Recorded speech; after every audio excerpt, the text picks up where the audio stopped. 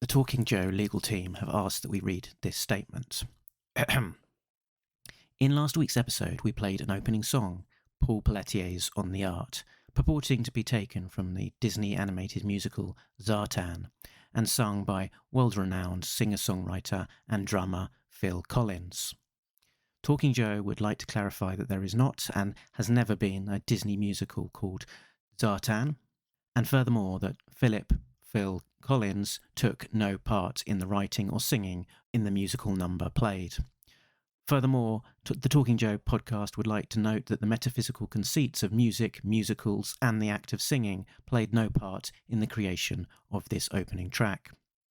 Additionally, it should be noted that while Paul Pelletier was indeed on the art in the issue involved as suggested in the lyrics, this should in no way be interpreted as a condoning or endorsement of the sung works. The show recognises that it has fallen short of its normal high standards and would like to apologise to listeners and commit at this point to never playing this particular parody ever again.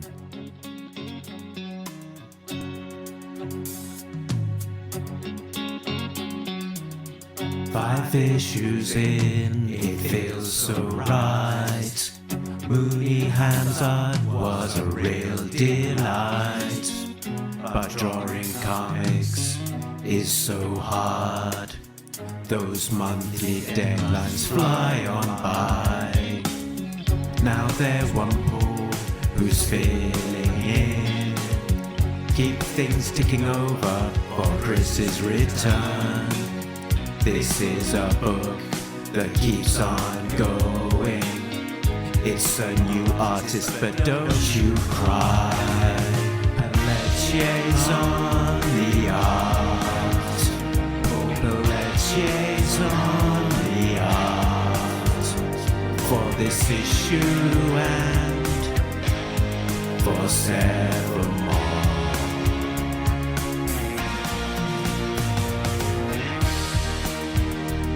Hey, it's me, Mark, and welcome to Talking Joe, the G.I. Joe Comics podcast.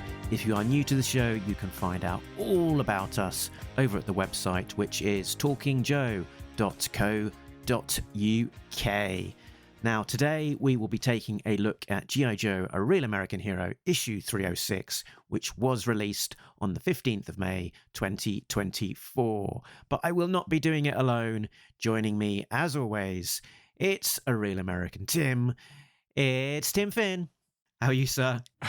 I'm well, Mark, and hello, listeners. So last week we caught up with Paul Pelletier to talk all about the process of creating this issue, but we didn't necessarily get into the depths of spoilery, plot-filled points. So this is our opportunity to do that. But before we get into the full running order, Tim, did you have some high-level thoughts? This issue, my top down is that this issue really does look different, and I thought I would be prepared for it because 3 pages of preview art were online 2 months ago. But still, reading this, Paul Pelletier's use of blacks, where he's using shadows and spotting blacks, is really different from Chris Mooneyham. Chris Mooneyham's scenes have a lot of black, and the sense of light and shadow is really amped up. And Francesco Segala's colors anchor Pelletier's artwork, Pelletier and Kordos's artwork, in a really different way than Mooneyham's. And it's not good or bad. It's just really different. And I think Paul Pelletier's comment at the end, I hope the fans like it.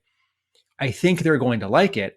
I think most of them are going to have this similar mental adjustment that it's not like the end of a story arc and, now we're somewhere different and new stuff is starting up. It's, it's the next moment. It's the next day for all of these characters. And the visual look is really different. And I don't know that, except for the special missions and the Untold Tales issues during the IDW run, that a G.I. Joe art change has been this distinct. Because if you think of Ron Wagner doing an issue and then Marshall Rogers doing an issue, there are some differences, but they were still sort of coming from a similar place, and the paper and the color and the technology of the day made things look more similar.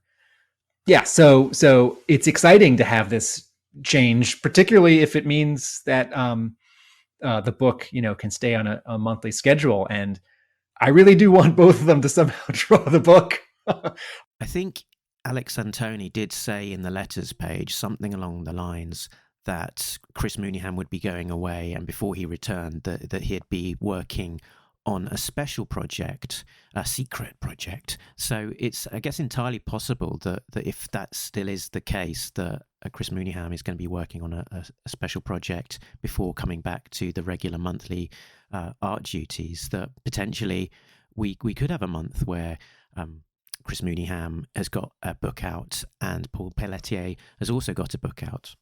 Well, so there's this was happening with IDW when Nitho Diaz drew the 4-issue Silent Option miniseries that ran concurrently with was that like roughly around, I forget, like 265 or 275? Yeah, it kind of intersected around about issue 260 when Ron Joseph was working on the Cobra's Venom arc. Okay. So in a previous letters page, Alex Antone referred to a top secret project, which to me sounds like a special, a miniseries, a backup story, or a yearbook, something that would be published concurrently. And yet in this letters page, 306, he says, well, Chris Mooneyham begins drawing a later issue of the series, which makes me wonder if he is indeed hopscotching to the third arc, and Hama is writing some of the second arc and the third arc at the same time. And that's a way to, if Paul Pelletier sort of slows down or is like needs a break after his 5th issue, then the next issue can happen 4 weeks later.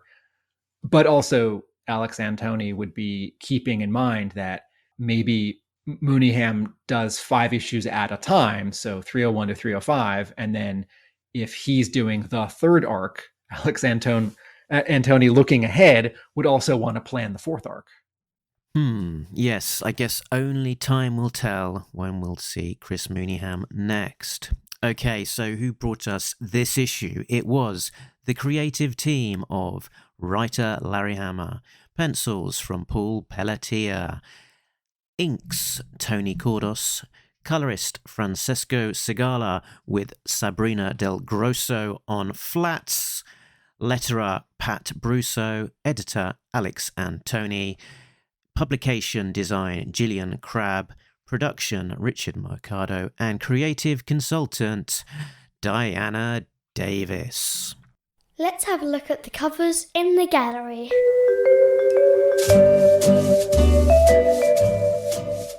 Okay, cover A is penciled ink by Andy Kubert and colored by Brad Anderson.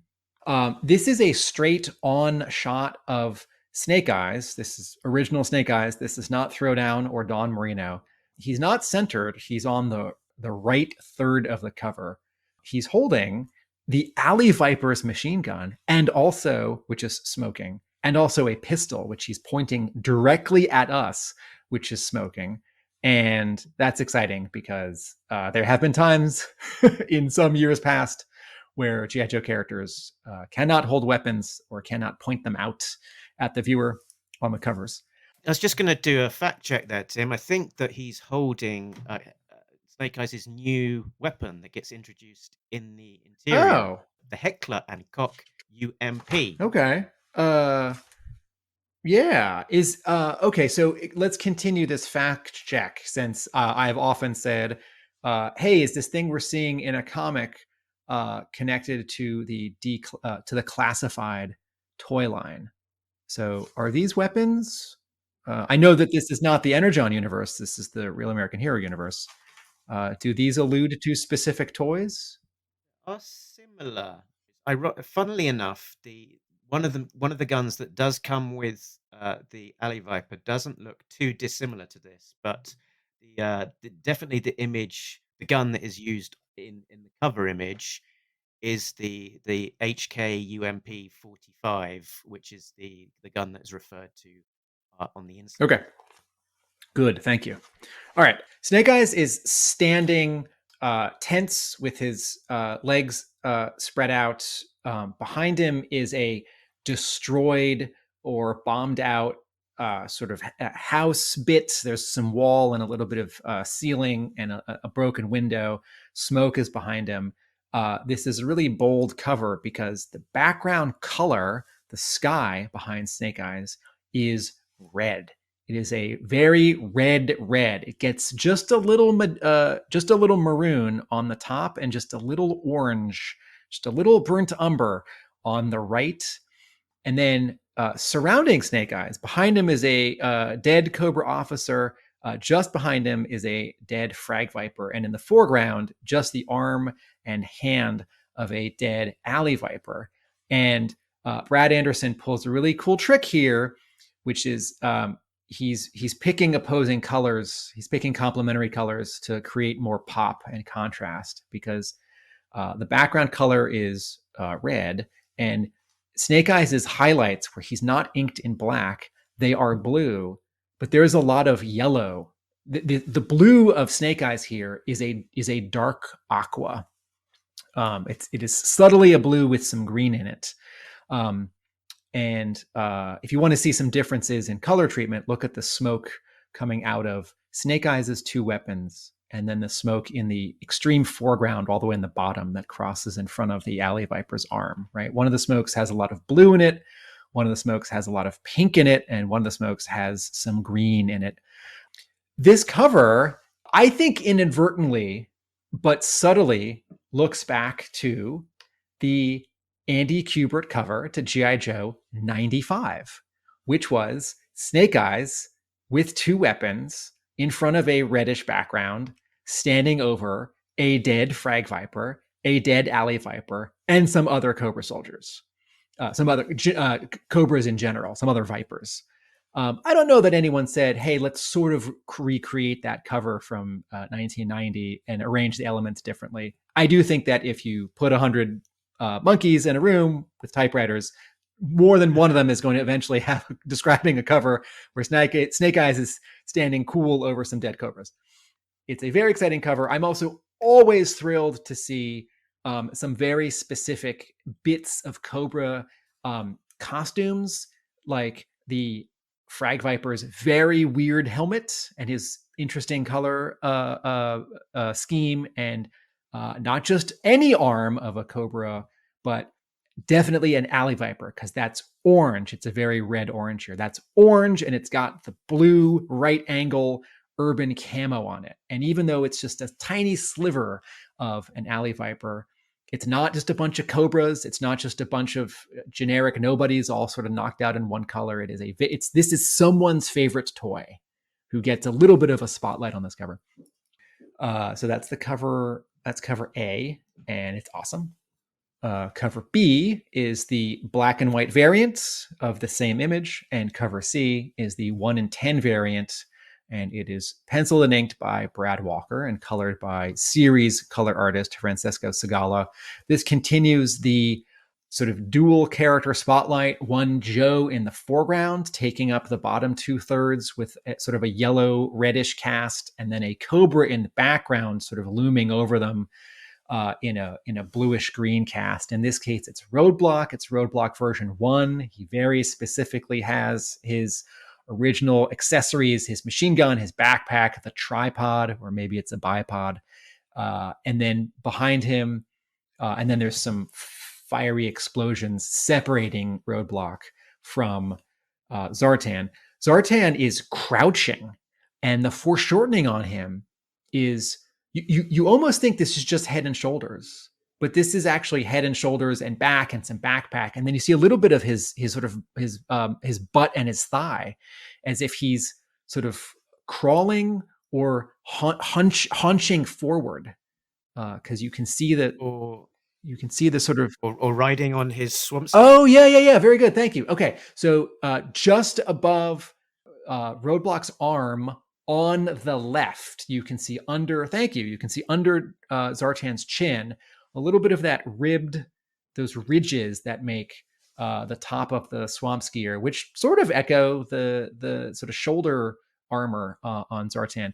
There's a nice bit of shadow work here that Brad Walker does. I really like how Brad Walker spots his blacks, where he's got a shaft of darkness diagonally over Zartan's face, which both includes the makeup, the cool Zartan makeup around his eyes, but also goes further. Very cool cover. And just for completeness to round things out, we've got 2 retailer variants this month. We've got Mike Mayhew continuing his run. This is the 6th issue, I believe. So he's been doing every single one so far from Skybound. This time round, it is the turn of Zartan. So nicely tying into Zartan's appearance on the interior and also to the Brad Walker cover. And then the other one that I only know about from the credit page is Clayton Crane. So we've had a couple of variants from him. He did the Serpentor variant for 305. At the time of recording, we haven't yet seen his cover. He has tended to announce them relatively late into the day. So it's likely that we'll see one eventually. But there is also, I guess, a chance that there's a typo in the credits.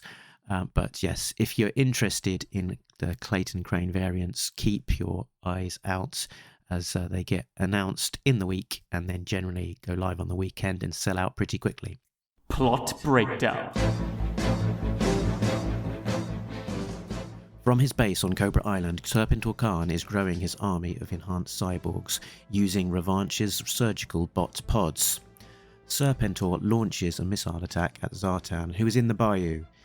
The heat-seeking missile misses its intended target but destroys Zartan's swamp skier. It leaves behind a shard of metal with a logo on it, which is a clue to its origins.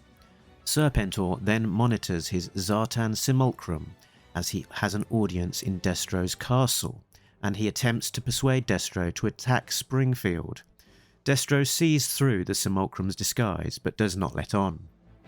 Meanwhile, Snake Eyes is in a practice combat range with a new combat loadout, dropping his faithful Uzi as a weapon of choice. In Springfield, Dawn Moreno's parents are stopped by the police as they attempt to leave, but the Springfield PD open fire as the mum reaches into her glove compartment.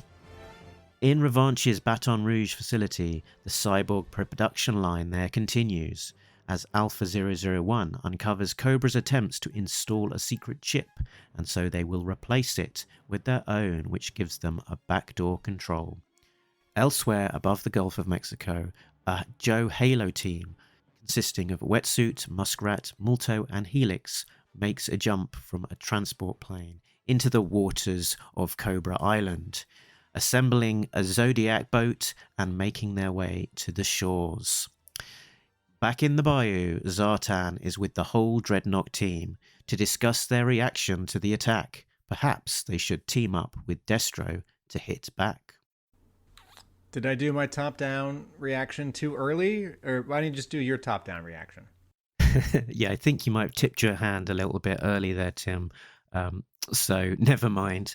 And from a plot point of view, an interesting point, and it was made well on the Histank forum by Auto Decept, who talked about Cobra's plotting being in a gambit pile-up.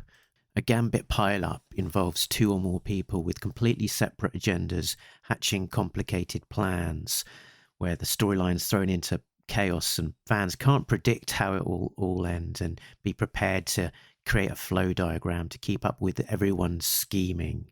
Expect a lot of people to be saying, all according to plan, something along those lines. And I actually drew a diagram to look at all of the sort of interconnecting plans. And you've got Serpentor linking to Revanche with competing kind of plotting around control chips that Serpentor's put in his override, and then Revanche have overrided that. Then you've got Serpentor planning to invade Cobra Commander, and Cobra Commander getting ready his defense against Serpentor. And then Serpentor is also sending attacks against the Joes. He'd sent a probe into the pit. He also attacked Snake Eyes at his hut.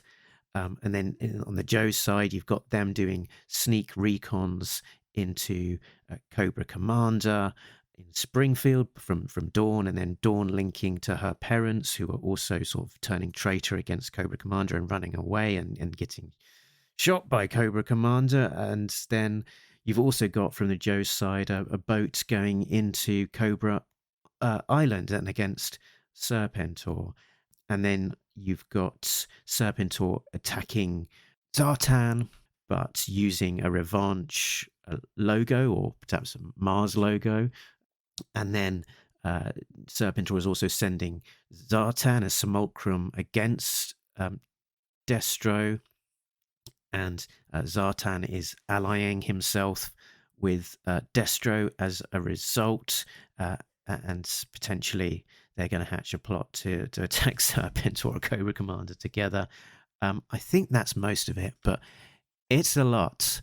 In terms of the art and the look of the book, I'd seen the original 3 pages from that preview that had been shared early, but I was still a little surprised to see the whole issue. It's clearly a very different style to Chris Mooneyham, which isn't to say better or worse, but I really did appreciate Chris Mooneyham's art style. I think it's been a very high watermark for the look of the book, and that grit combined with Francesco Segala's colours worked really well and very complementary. I'm not too sure that the sort of the more classical look from Pelletier is quite as complementary with that colouring style. I did enjoy the look of the colours, but against the context of some delicious art for 5 issues, which every time I look back to them, sort of appreciate how good they were. It's definitely hard to live up to that. So I think this bears repeating. There's so much black ink in Chris Mooneyham's G.I. Joe art, and I had really gotten used to it because that's all we've had in the new Skybound Real American Hero era. And Mooneyham's page layout is much more designy. He will have more panels floating on top of panels, or sort of inset panels within panels. And Pelletier does that just a little bit, and does it in sort of the lightest way. And his pages tend to just be sort of traditionally rectangular shaped, 3, 4, 5, 6 panels per page. And his layouts there aren't sort of flourishes. And I think his storytelling is more traditional, and Segala's colors then did I use the word anchor? Maybe I've if you look at the 2 pages here where we cut to Cobra Island, it's the scene right after Zartan, so pages 4 and 5. Segala is using his changes in color cast so that like foreground characters are sort of purple magenta, or in one panel they're very green and aqua, the 2 Cobra people sort of coming out of the machine, and then in the background Mindbender and Serpentor are colored sort of normally. And I really like this color palette for the series. It's going to take me another issue or 2 to get used to it on Pelletier. Yeah, I think you make a good point there. One of the things that I probably hadn't quite put my finger on was that Chris Mooneyham's page work is quite designery. So moving on from an art focus to a bit more of a high-level story focus, I felt like this was a slower, more sort of filler issue. There's a lot of nudging plot points along, but without any sort of dramatic escalation or turn to things. So we've got Zartan as in the swamp and the explosion. That's kind of a brief setup scene. This is kind of introducing a little bit more of another subplot into the pot. The Cobra Island factory with Serpentor and Mindbender felt very much like a continuation of what's been happening for the last 6 issues, really. Destro in his castle with Baroness and Zartan. This is sort of the third continuing scene of this sequence where it's just being nudged along ever so slightly with a couple of pages each issue. There's this extended training sequence with Snake Eyes, which is similar to kind of other short sequences that we've seen in the kind of IDW era. And it doesn't necessarily advance things very much beyond just having a cool action sequence and introducing a new loadout for Snake Eyes. We've got this Dawn's Parents scene, which again, it's sort of just a page or so, sort of nudging things along. And it's a powerful sequence, probably the standout for me of the issue. So we'll get onto that in a bit. Then there's Revanche, Ongoing Treachery. Again, nothing new for the last few issues, or indeed the last 100 issues. Then there's this quiet insertion onto Cobra Island that we'll touch on. So that's again sort of another plot point being introduced. Another one of another one into the plot pot. And then Dreadnoks, sort of nice to see those, but it's really only just a page at the end. So we've got a lot of scenes, a lot of characters, a lot of hard work for an artist, but it's a lot of nudging these things along, sort of either just a little bit of progressing of an existing plot point, or sort of just introducing in a small way a new plot point. Yeah, we recently have talked about several Energon Universe G.I. Joe stories, and there's such a big comparison here because with G.I. Joe right now in the Energon Universe, it's 2 miniseries that are very much they're solo books, although they end up being ensemble. They end up being sort of small team books, and it's such a difference to be reading the 2nd and 3rd and 4th and 5th issue of a new continuity that is introducing characters for the first time, and a character gets a couple pages to do something, to say something, to get introduced, as different from the 306th issue of a G.I. Joe series where there are like 8 different scenes, 7 or 8 in the issue. One of them, the Zartan scene, has 1 character, but all of the rest have like 2 to 15 characters. And Hama can choose to just push pause on one of these or 2 of these subplots and just come back to it later. I think back sometimes when I was in 7th grade, and in issue 98 of G.I. Joe was published, and we learned the fate of the people who'd been trapped on the landlocked freighter. And I think we hadn't checked in with that since like 10 or 15 issues earlier. And I had read that not when it came out, but as a back issue that I'd gotten relatively recently. But even I was aware that months and months and months had passed. And since these storylines right now in A Real American Hero for Hama are all taking place concurrently, Scarlet is getting to know Snake Eyes again, or they're having a new phase of their relationship because he can talk and because he's got new gear, and the Revenge stuff and the Serpentor Con stuff. Sort of the only thing this issue was missing was a scene back at the pit with Duke saying something to Spirit or Psych Out, and yes, there's a subplot which starts here, and there are no other subplots that end. So this is not spinning wheels. This is pushing things forward, but we're sort of checking in on several things. And then the big exception is the scene. It's like I'm now much more invested in the Destro stuff because we hadn't seen him for a while at the end of the IDW run. And last issue promised some tension because Zartan shows up, but it's an imposter. And now Destro knows, which is great. And Destro gets to be Destro. He gets to be sort of calculating, like, yes, Baroness, let's see where this goes. And Baroness gets to be cruel. Can I put a bullet in its head? It's just a robot, hon. It's more than that. Could I quietly put a jacketed hollow points through his cranial CPU. Which is definitely a Hama-ism, and there's a whole scene in this comic that's a Hama-ism.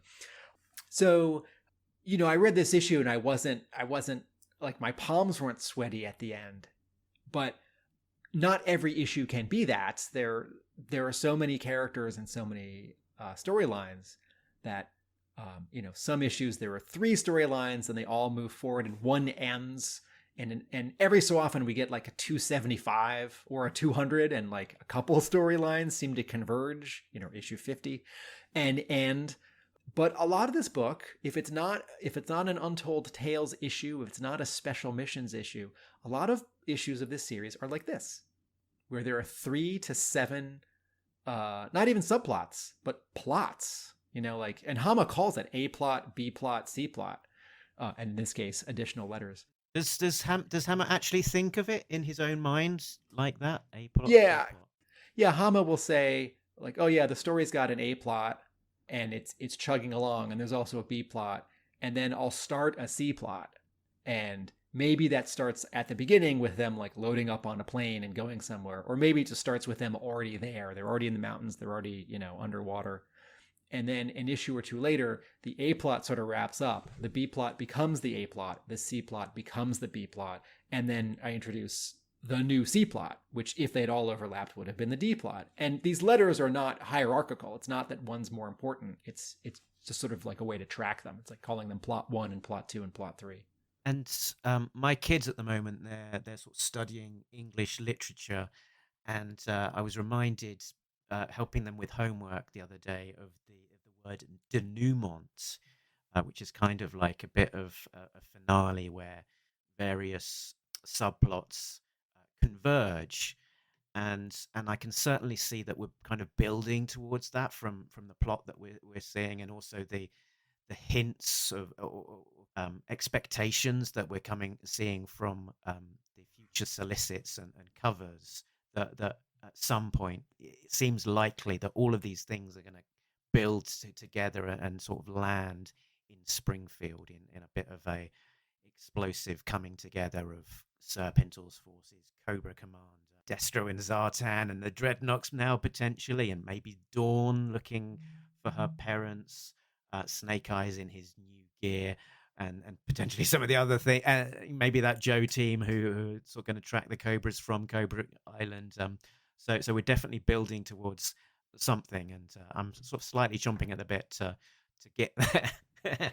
Yeah, my recollection from high school English class was that the denouement was sort of the like, it's not the falling action, but it's the stuff that happens after the climax. Maybe we're describing the same thing with different words, and that is not a word I've ever thought to apply to Hama's G.I. Joe, because he does have so many overlapping plots, but I'd have to think about that more. But here's what I want to say about sort of the emotional beats of the issue.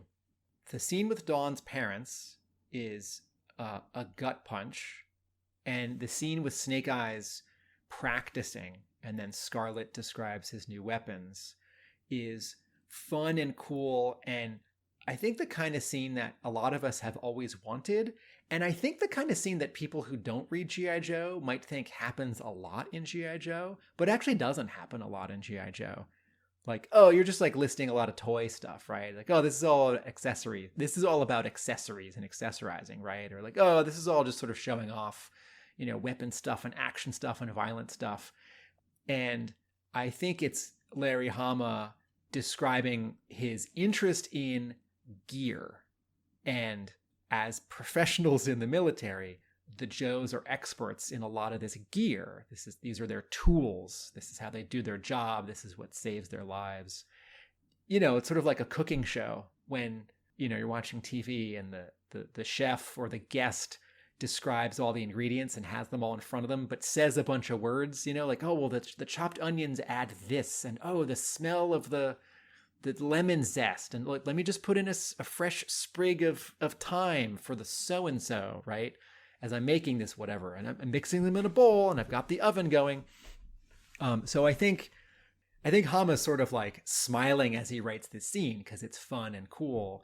But also, importantly, in the final two panels, Scarlet and Snake Eyes have an exchange. And someone in the letters page sort of refers to how these scenes have happened a couple times since Snake Eyes regained his ability to talk, since Snake Eyes came back from the dead. And I find this scene interesting because Snake Eyes says more things this time. He says something that's very Snake Eyes, but I've never heard him say it because he's almost never talked before. And I'm still really missing Scarlet and some other Joes acknowledging how exciting and novel it is that Snake Eyes is talking, because they have never heard his voice, or they haven't heard his voice since the scene that takes place before issue number 1 when he was injured. And, you know, if your friend like wakes up from a coma, or if your friend moves away, or if you don't call your friend for years and years, or if your friend is injured and doesn't speak for 304 issues and then does, I feel like I really want Hama to write a word balloon where someone says, Snake Eyes, it's so good to hear your voice again. Or someone to say, like the scene talking about why Wade Collins merited the funeral that he did in the last issue. I want a scene where two Joes, not in front of Snake Eyes, are saying, I've never heard his voice. Or it's like, oh, I wonder if he's a chatterbox. Will he be a chatterbox now that he can be? Yeah, let's sort of talk about these two overlapping things. Snake Eyes talking, Snake Eyes talk. Talking about things he wants to say. So Snake Eyes dialogue this issue are 3 speech bubbles. Nope, aha, and just told Scarlet that mind is the real weapon. Stop! Hammer time! Time to beat the soles of your boots with my face. Sucking chest wounds, red ninjas, brain scanners, rubber oozes, blue ninjas. And then some more sucking chest wounds. Hammer time!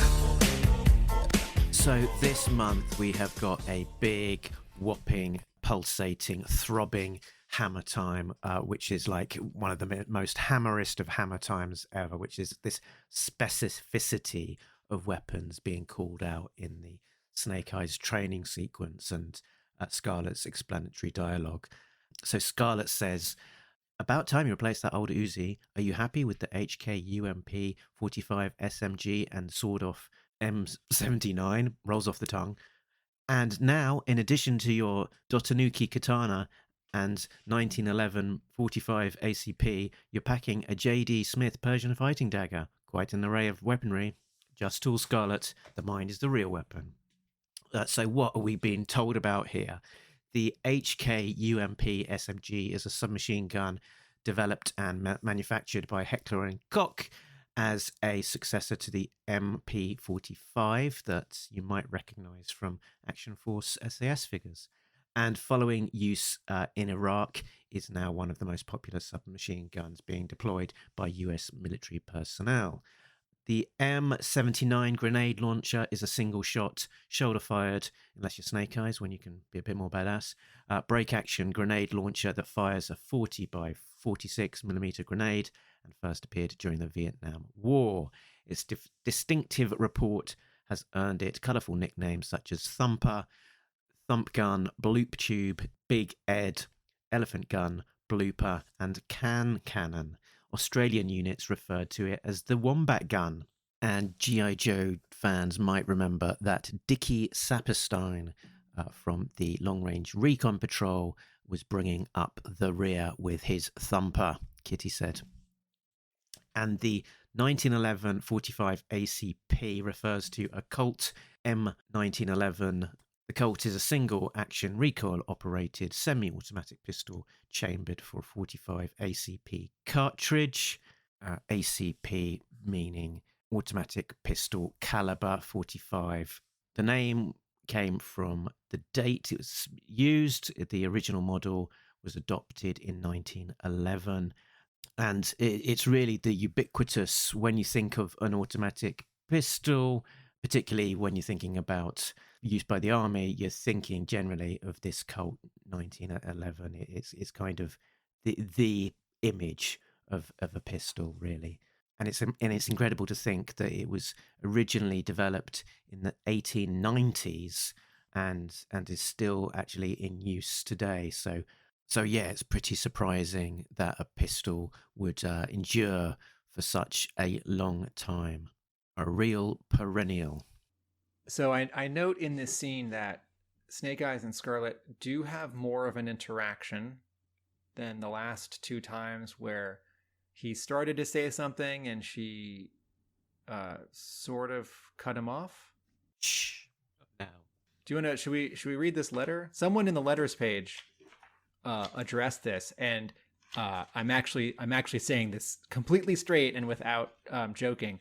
I thought it was a very well made point in the letter, and I didn't know who wrote the letter, and I read the letter and I thought, what a well made point, and I thought, oh, this sort of sounds familiar, and then I realized who wrote the letter. So Mark, who wrote the letter, and what's the letter say?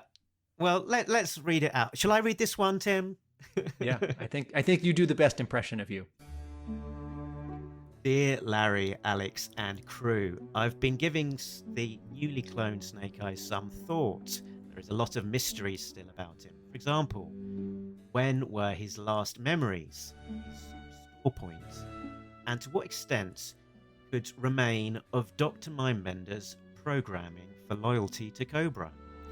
It looks like he has been embraced as if he were the original Snake Eyes returned. However, I noticed that both times he tries to talk, he is silenced by Scarlet. Shh, don't say another word in 300, and shh, not now in 302, suggesting a pattern. I wonder in the potential meaning. 1. You don't need to talk, I already know what you're going to say. 2. Enough talking, more kissing. 3. The Snake Eyes that I fell in love with didn't talk. If you talk, you are shattering the illusion that you're the same person. Food for thought. For now, I'll wash down my food thought with a frosty Yojo Cola. From Mark Talking Joe Seddon. And then in reply, editor Alex says, Yo, Mark, maybe Scarlet doesn't like the sound of Snake Eyes' voice. Nah, that can't be it. What a good observation, though.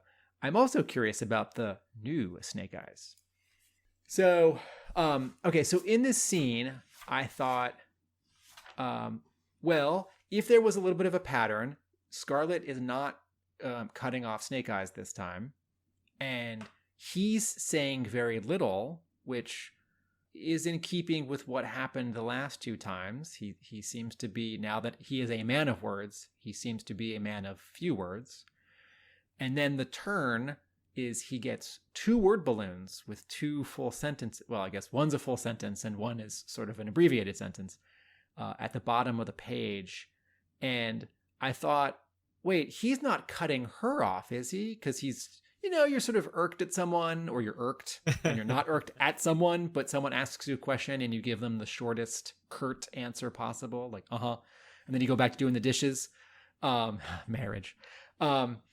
And I thought, well, maybe that's what's happening here. But also, he's in the middle of some very serious training. And even though we're used to comic book characters talking a lot when they fight or train, maybe this is actually not the time for them to have a bigger conversation. So I don't think that Larry Hama is creating a permanent conflict between these two characters because they're having relationship issues, or because I do not think this, or that Scarlet has conflicted feelings about this person who she knew, who's now back and different.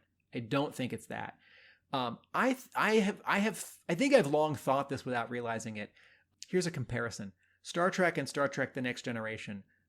A Gene Roddenberry idea or directive was that the permanent characters couldn't have permanent character conflicts between each other, that everyone got along in the future.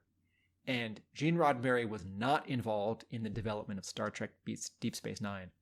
And the producers immediately put into that show that the main Starfleet guy and the main ex-Maquis freedom fighter person on the space station had conflict, and the main security guy and the main bartender entertainment guy, like one was basically a criminal and one was basically a cop, had permanent conflict with each other.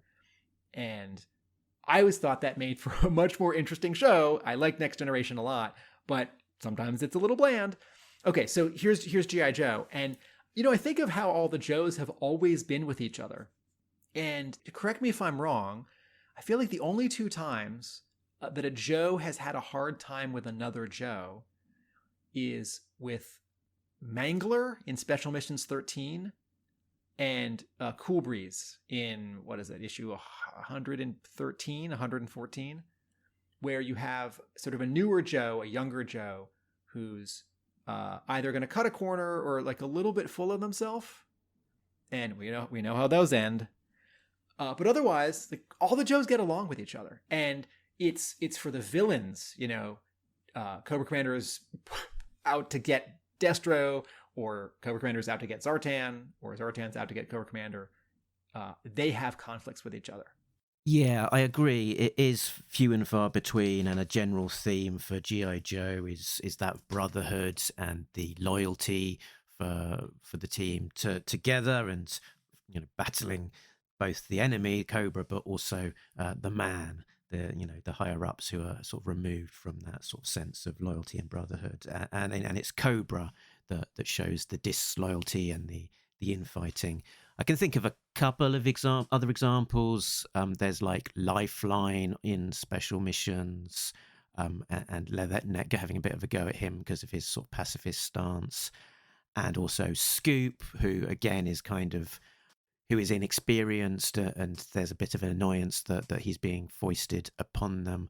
The biggest example is probably Outback on his return from his escape from Barovia. Oh, that's right. Outback after Special Mission 6. Where again, it's actually Leatherneck who has a bit of a go at him. So, though you could probably argue that the reason that Leatherneck is having that go is because he feels that Outback has betrayed that sense of loyalty to another Joe.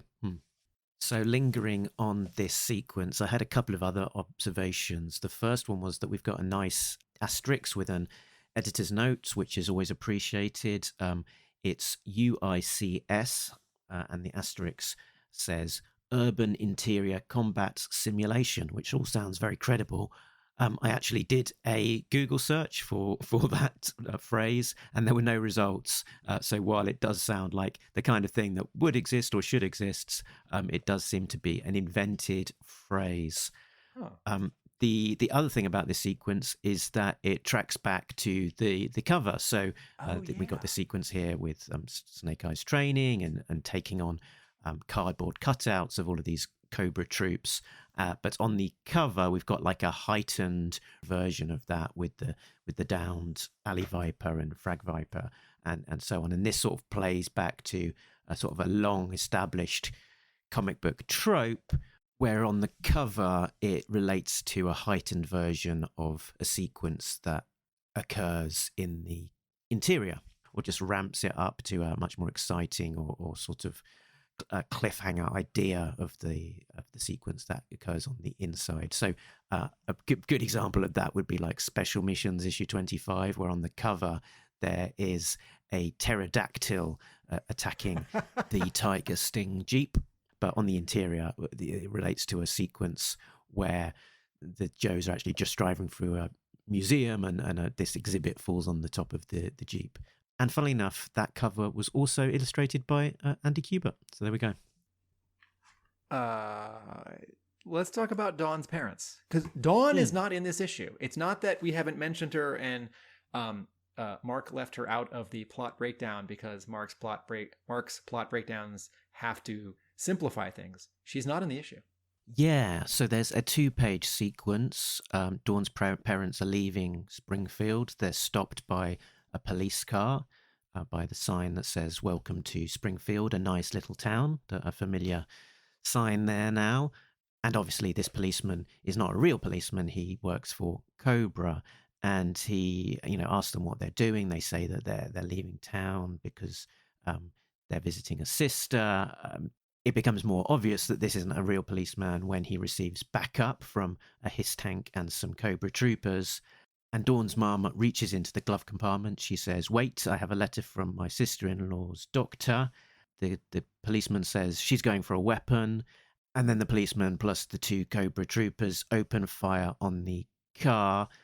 It's silhouetted. We see the bullets hitting the side of the car, so we're left in some doubt as to what exactly has happened here, but it's entirely conceivable that this has resulted in the death of Dawn's parents, but with some ambiguity as to whether that is the case or not. Yeah, the point of view shows some bullets hitting the side, the hood, and the windshield. And if you're extrapolating ballistics angles, you might think, okay, maybe one of them is shot, maybe both of them were shot. The visual doesn't concretely suggest they were both fatally shot several times. So yes, maybe they will be in the next issue injured in the car. Maybe they'll be in the next issue. One of them wakes up in the hospital and one of them doesn't. It's very possible that Hama doesn't know, as he writes this scene, what their status is for the next issue. I was struck by this for three reasons. One, it's a burst of cruel violence in a comic, in an action comic. And we sometimes get excited about the action in the comic, like a ninja doing a cool thing, or someone in a parachute doing a cool thing, or someone scaling a wall. And this is civilians.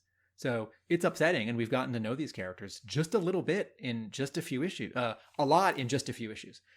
I'm struck that Francesco Segala, in the panel where the Cobra police officer realizes something is wrong, or creates a pretense for himself that something is wrong, and therefore the force is justified, Segala puts a red cast over the Cobra cop and the two Cobra officers and knocks out the background in pure red. And that's an old-fashioned, in the sort of the emotional moment, like you're reading a Spider-Man story, and Spider-Man's, I don't know, getting punched by the lizard, and sort of the final, like the first panel is normal and the second panel is sort of orange, and then the final panel is bright yellow, and Spider-Man says, "I can't take it anymore," right? And he bursts back and wins the fight, something like that. And third, I think Hama is slightly mirroring in this scene something that we have seen in the news for real in America, where police officers have fired upon motorists at traffic stops such that the reaction is considered an overreaction, not justified. It's cruel or racist or illegal. That it's an assault or a murder and not a police officer protecting themselves.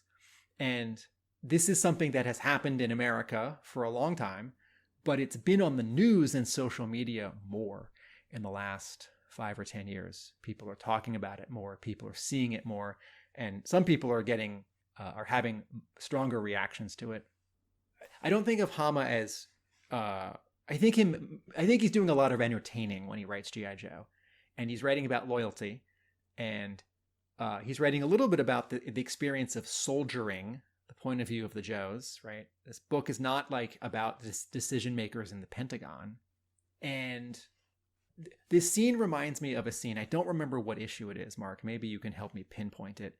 It's in the IDW run, and it's, I think, somewhere after 250. Maybe it's between, 230 and 270. I think it's a Shannon Gallant issue. The camera cuts to San Francisco, and we're on BART, which is the San Francisco subway, the San Francisco mass transit. And there's an older Asian American and these two sort of thugs, these two like punks, these two like mean younger dudes. And they start picking on him. And one of them says to him, "Go back to where you came from." And he's just like got a bag of groceries. He replies, "I'm never going back to Queens," or "I'm never going back to Jersey." And that is something that has happened to Larry Hama in real life, where someone sees him, assumes he's not an American who was born in America, and in a mean way says he should go back to Japan, not even knowing if Japan is where his family's from. And Hama's response has been, "I'm never going back to Queens," because Hama grew up in Queens and wanted to get out of Queens. And when I read that scene in this IDW issue many years ago, I thought, oh, Hama has told this story like in person and on Facebook, in terms of a recent wave of Asian American hate or intolerance in America. And his response is really snarky and funny, but like might go over the heads of the jerks who say it to him or someone like him. And I thought that this scene sort of echoed that Hama was, it's Cobra, right? They're definitely bad guys. And I don't know how political he's being here in this scene, making what I see as some kind of comparison to police violence. But I can't help but see that here. Yeah, Tim, I've thought the same thing, really. Even as a Brit, I'm aware of the issue in the States of like how a routine traffic stop can rapidly escalate and result in tragedy, and this phenomenon of perceived overreaction from the police, and which often results in these tragic consequences. So I did think that there was probably an allegory going on here, much the same. I will be very interested to see how this one does play out. As we've discussed, it is quite ambiguous. Is there going to be a rescue from Dawn if they're still alive? Will there be revenge? I guess we'll see. I feel like if this issue happened in 1984 and there were fewer G.I. Joe characters, this issue wouldn't have had as many subplots, right? Because the book would have only been a year and a half old. And I feel like this police officer could become a Scarface or a Dr. Venom, a new original Cobra character who's not going to get and doesn't come from an action figure. And I think it's more likely that we don't ever see this cop again, the same way that we won't see these two Cobra soldiers and the Hiss tank driver. I think the core of this is what happens to Dawn's parents and then what Dawn does about it. But I do think it's a good reminder that all of Springfield is problematic. It's not like, the cops in Springfield are Cobra. And even the big panel at the top of the page, like you feel the temperature start to go down because the Hiss tank driver says, "Are you in need of backup, officers?" Right? Which is darkly funny because clearly a police officer and two paramilitary guys stopping a single 5-door sedan don't need a tank as backup, right? So it's like mean funny. It's like sad funny. And that big panel like sort of tips, it like looks ahead to like something bad is about to happen. On the next 2 pages, we check back in with Alpha 001, and I feel like this is a feeling, and I can't back this up with any proof. I feel like these 2 pages, the way that Paul Pelletier composes and draws Alpha 001 is very much him looking at the reference he has from the last 2 or 3 issues by Mooneyham, in the way that the room where Alpha 001 is sort of nebulous and a little empty. There's a computer console in him. We don't really see it. There's some monitors. And I feel like if Paul Pelletier had been the first artist to draw Alpha 001 in this new formation and design this computer communications room from the get-go, I feel like the layout would be different. Sort of subtly, these 2 pages. Actually, it's along the centerfold. I see this. If you're holding the comic book, I'm talking about the 2 pages that have the staples through them at the middle. I feel like these 2 pages look the most in layout and design in Pelletier's issue, like Mooneyham's art. And I'm also really intrigued in seeing. Help me out. Who's this character who's on the bottom of the right page? I mean, I know what it is, but sort of what do we call him? The villain all in blue with the tubes. An enhanced blue ninja. An enhanced blue ninja. Right. Okay. It's really fun to see one of these new characters that Chris Mooneyham got to originate the design for, now through the lens of a different artist. Because now it starts to feel like it's sort of, how do I say this? He's sort of like, this character design is now sort of more spread out in the new G.I. Joe universe. I've gotten sort of a new, different exposure to him, and it's not just the stylized take that Mooneyham has. So like Hellboy, when Mike Mignola draws Hellboy, I think that's awesome. I have no idea how anyone else could draw this, because how could you draw Hellboy without drawing like Mike Mignola? And then over many years, other artists drawing more and less like him, and also live action and animation, have done that. And now I sort of understand like what Hellboy looks like in 3 dimensions, speaking of a 3D Joe's spin. So it's fun to see both of these characters drawn by another artist. In terms of the rest of the issue, it was very cool to see this final sequence where we have all of the original Dreadnoks, and by original, I think that's through to 1989. All of those original Dreadnoks all in one place. Very rare that we see that, particularly with the later Dreadnoks. But the question for you, Tim, is: can you name the Dreadnoks? Yeah. Here we go. Name the Nox. You've got to name the Nox.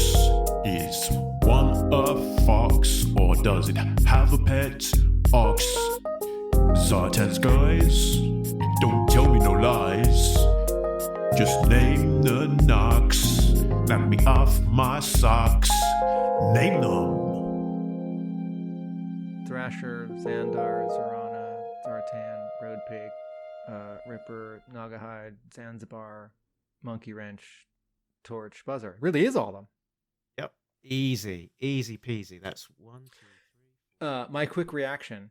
1. 11 characters. My three quick reactions. 1, Paul Pelletier. I'm so sorry. 2, I think we last saw them all here in 275. Yeah. Or in that run up to 275. 3, I'm always a little sad when we see Roadpig, but he doesn't talk. Because in issue 84 and like issue, 89 and 90, I love his 2 voices. And I was sad the once or twice he talked in the IDW run, and he had the same font, the same lettering treatment for both. I feel like that was a loss. I have a feeling this might be the first time that Norgahide has been assigned a speech bubble of his own. We ain't taking this line down. We ain't taking this line down. Oh, yeah. And someone in the letters page asks about someone we know in the letters page asks about where he's from. Yeah. Hey, Larry, what country was Norgahide the Dreadnought poacher native to, and why is it South Africa? Can we please have a named Cobra or Joe from our little corner of the globe?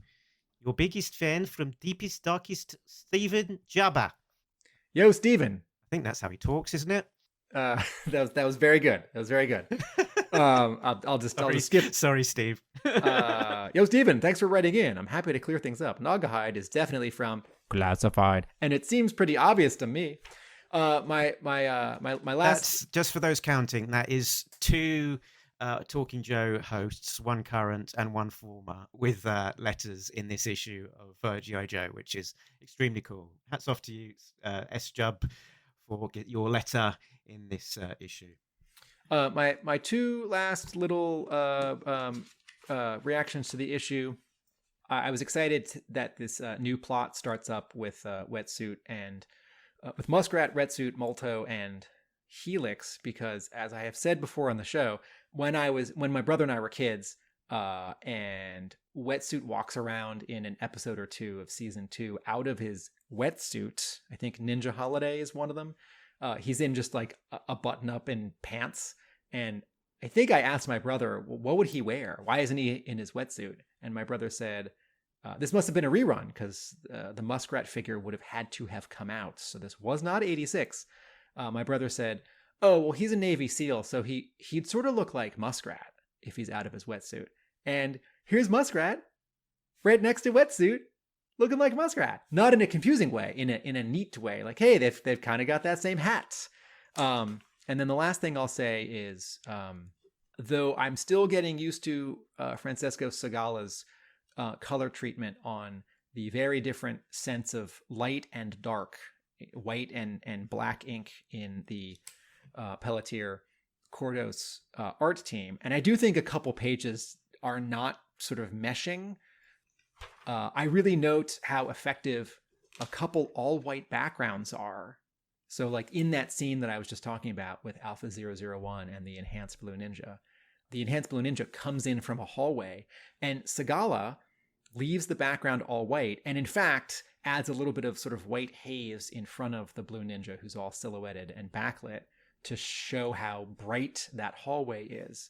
And this is a thing, you know, that happens in the big panel where Scarlet and Snake Eyes are talking, and it happens on the page before, where sort of interior sky of this training room, or the exterior sky of this training range, Segala leaves white, which many colorists will not do these days in comics. That reads as like unfinished, and that you have to apply a color, and the white of the page is for the edges or between panels. And I'm really pleased that Segala is still doing it with Pelletier's art, and that it still works. Yes. I spy with my little eye. I had one last I Spy that we've not yet talked about, which was that we see Zartan's chameleon swamp skier, which I think we only ever saw once in the comic before, maybe issue 25 when Zartan first shows up. Certainly very infrequently. So getting a nice return appearance of the swamp skier, but also it acts in a very toyetic way because it gets shots with this missile, blows up into pieces, which is what the original toy did. You could take it apart and store it in that box on legs. Yeah, this first page with Zartan on the swamp skier makes me think of J. Scott Campbell's cover to Devil's Due G.I. Joe issue 3. Error detected. Error detected. No prize incoming.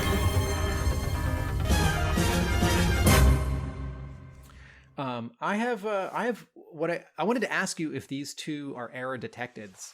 On page, speaking of that scene, the final panel when Zartan is looking at the debris from the missile, the rocket that took out his swamp skier, he says, "Mars, that's Destro's company." But it looks like he's holding a piece with the Revanche logo. Is this a mistake? I think the short answer is basically yes. Zartan describes this as being the Mars logo when it is very clearly the Revanche logo. I flicked back through some previous issues to double check that, and yes, previous issues do show the Revanche logo as being this exactly identical same logo. I think it last cropped up in issue 300. So the complexity is that from a storytelling perspective, it needs to be the Mars logo because that is what Zartan is saying, and that is how it follows up. He sort of concludes that because it has got the Mars logo on it, that is too obvious, and therefore Destro is being set up, and therefore Destro is the only person he can trust. So it kind of needs to be the Mars logo, but clearly it's not. So I don't know exactly why or how that happened. Maybe the sort of script indicated it earlier on, and then in the lettering pass, they kind of changed it to make the story sense or whatever. I could no prize this as being that the explosion sort of addled Zartan's senses a little bit. He wasn't seeing straight, and because it was a missile, he was expecting to see the Mars logo on the missile, and combined with his concussion, he saw he didn't see straight, and that confused him as well. So he thinks that he's seeing the Mars logo even if it's not there. It's a little bit of a stretch, but there we go. Maybe this will be one that gets fixed in the trade paperback. If this would need an art patch, I'll just let it go. If the word Mars in the word balloon could get swapped out with something else, and it's a lettering glitch, I would love to see that changed for the online versions and the eventual paperback. 3 pages later, we see a silhouette of a castle, and I don't have the previous issue in front of me. So help me track this, Mark. We, of course, know about Destro's Silent Castle. Have we also seen a a different Destro castle that's more traditional, or am I thinking of like issue 138 when Destro's castle transforms from? Yeah, the So what is this castle? the Silent Castle is in what, Transcarpathia, is it? Is that? Okay. Or am I getting my universes confused? No, I ones that think bordering you're right. and he's also got a sort of stately pile in Scotland. Okay. which back in the day was attacked by Cobra. So we are in his Scotland castle. Okay. I thought that might be it. I've got two small error detected in the letters page. There are typos in the introduction to the letters page. Alex Antone says, "Yo Joe, welcome back to the pit. Alex Antone here, thrilled to be back answering your letters after a quick little skip month, which felt like an eternity. Also, how about a round of applause for Paul Pelletier and Tony Kordos? They're going to be taking cover art duties on A Real American Hero while Chris Mooneyham's something. And I think there's an added letter there, the C. They're not drawing the covers, they're taking over art duties. So I'm a big fan of proofreading. And then turn the page. There's a letter from some guy who hosts a G.I. Joe podcast. And he says, I've been giving the newly cloned Sankey eyes some thought. Oh, Sankey eyes, good grief. And since I got to embarrass you slightly the last time you had a letter in the letters page, do you want to go find your email?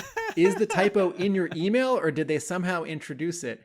And if it's in the original, once again, I would like to gently request of the editors of Postbox the Pit, maybe someone is young or not a great typer, or English is not their first language, and you don't want to change their words if this is really how they're writing. But to the editors of G.I. Joe, if there's a really clear spelling error, like Snake Eyes is spelled wrong, please fix that.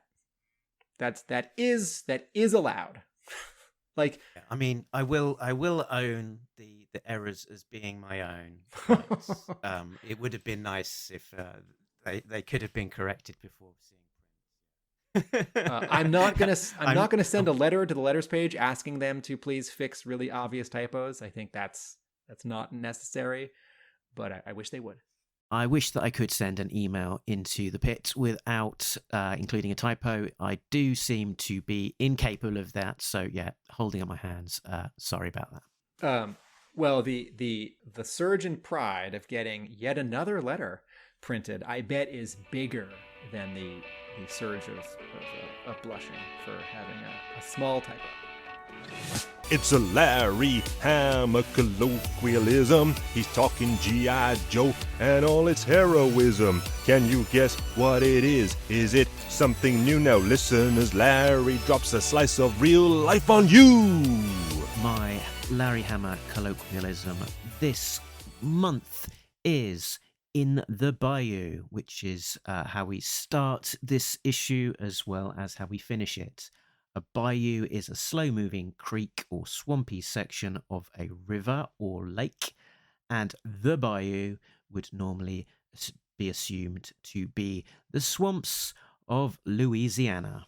Animation G.I. Joe fans will remember Doc at Joe headquarters pointing out the bayou for the final part or two of the second G.I. Joe miniseries, that the Dreadnoks are holed up in Bayou country. I think that was all from me. That's all from me. It's Joe-age time. So scoring this one is a little bit tricky. It's a solid issue. The transition between the art teams is generally good. I think Paul Pelletier says that he's still finding his feet. His art is definitely nothing to be sniffed at. And the art and the transition between the artists isn't too jarring, particularly given sort of the continuity of the colorist. But yeah, Chris Mooneyham's art was so good. He's got a lot to live up to. And I think Paul's saying he's still finding his feet on this one and hoping to get a better handle on the characters as he goes on. But that said, I don't think he's made any real missteps in terms of how he's interpreted any of the characters here. As we say, all of the dreadnoks across just a couple of pages, and that was nicely done in terms of just the sheer number of characters and getting them looking good and on model and all that kind of good stuff. But yeah, in terms of the plots, this is still sort of like a middle of an arc. It feels like it's kind of defined by what's come before and what we're still expecting to come. As I say, I use the word nudging the plot along a lot. So in its own right, it's not one of those standalone issues that you'd give to someone and say, check this out, hoping to convert them, because they would be lost, I think. It's not an issue that necessarily would stand up just on its own. It is defined by what's surrounding it. But enjoyable. I am enjoying this story. I'm enjoying this creative team, and I am very much looking forward to what comes next. You know, peeking at the solicits, we are building to a crescendo, and I'm looking forward to seeing how that dial continues to be cranked up. More tension, more stakes, more action. Let's go. As an overall rating, I think I'll give this one a 7. We tend to score quite harshly, so a 7 is still good. It's definitely not a regrettable read. It's definitely still an enjoyable read. But I think there's a lot more to come from this team over the course of the next 5 issues. Yeah, it feels like something of a transition issue for me. I like all the scenes, but you know, this isn't issue 50. It's not issue 1. It's not issue 200. I'm really happy to see Paul Pelletier draw G.I. Joe, finally draw G.I. Joe. Seeing someone who's not Chris Mooneyham makes me realize how much I miss Chris Mooneyham. And seeing how well Francesco Segala meshed with Mooneyham and how it's not there yet, doesn't look bad, but it's not there yet with Pelletier's art. And also, I say this gently, and Paul Pelletier said it himself, this is his first issue of G.I. Joe, and it takes him 3 issues or so to get used to the characters. And I think I can subtly see where this is, you know, good work by him, perhaps not his best work, but he's a pro, and again, I've always wanted to see him draw G.I. Joe. So I will give this a 6, but I don't do half points. The cover is so awesome. If I did half points, it's a 6.5. But a 6. I'm still very happy with this series, and I'm still thrilled that there are so many G.I. Joe comics coming out right now. And just a reminder for our newer listeners that Tim does not give away his marks. You know, if you are scoring above a 5, that is high praise indeed from old Timster. Yeah, have I ever given a 10? Did I give 1 10 or 0 10s? I think you might have given Duke a 10. I've given, oh, that's right. That's right. I have given a lot of 3s, and a lot of 3s and 4s. Yeah. So we are all done covering issue 306. The back of the book tells us that the mission continues. June 19th, 2024. That is when the next issue of A Real American Hero 307 will come out. At the time this has been released, issue 5 of Cobra Commander will have been out. You can look forward to the discussion that we'll have talking about Cobra Commander's issue 4 and 5. And we are also lining up an interview with the artist of Cobra Commander, Andrea Milana. And beyond that, we'll continue to cover the Skybound era of G.I. Joe. Look for both Scarlet and Destro launching with new number 1s before too very long, and we'll dig into those as well. So when you're not listening to us, you can find us in the usual places. talkingjoe.co.uk is the place where you can find the links to all of those places. If you want to join our group on Facebook and get involved in the discussion there, we're on Twitter and Instagram, sharing lots of news. We are also on Patreon, patreon.com/talkingjoe. So a big thanks to our backers, Richard, Sam, Jay, Bill, Christopher, Justin, Rob, Brian, Shane, Ryan, Simon, and Chris, who are all getting early access to episodes as well as some exclusive content. So Talking Joe over on Patreon, patreon.com/talkingjoe. That is the place where the cool kids hang out. So when you are not talking to me, Tim, where can people find you? My collaborators and I create funny and informative researched essays on TV and film, which is at our YouTube channel, which is YouTube at Atomic Abe. I have a brick and mortar comic book store in Massachusetts, Hub Comics, and I write about G.I. Joe at my blog, ARealAmericanBook.com. And with that said, I think we are done. But remember that... Nobody Beats Talking Joe, an international podcast! Laters.